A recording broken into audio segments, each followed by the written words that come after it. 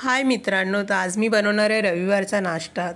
त्यासाठी मी बेसन घेतलेलं आहे. तर त्यामध्ये मी जिरे टाकलेत. आता थोडीशी हळद टाकणार आहे आणि एक छोट्या साईजचा कांदा कापून घेतला आहे, तो टाकणार आहे. 8-10 हिरव्या मिरच्या घेतल्यात कट करून, त्याही टाकणार आहे मी.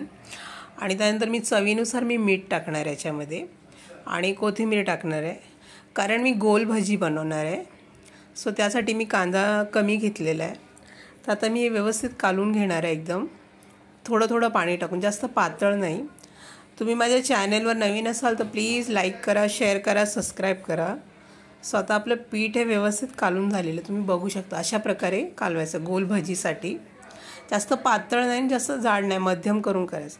आणि मी तेल गरम करायला ठेवलं. तर त्यामध्ये मी एक एक भजी सोडणार आहे. तुम्ही बघू शकता गोल. तुम्ही मोठेही बनवू शकता, छोटेही बनवू शकता. मी छोटे छोटे बनवते आहे भजी. स्वतः आणि गॅस थोडी बारीक ठेवायची. आता आपले भजी रेडी झालेले आहेत, तुम्ही बघू शकता. दोन्ही साईडने भाजलेत भजी.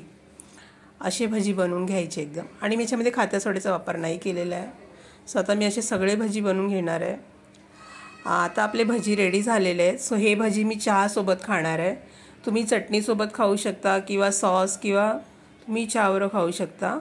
सो व्हिडिओ आवडला तर प्लीज लाईक, शेअर, सबस्क्राईब करायला विसरू नका.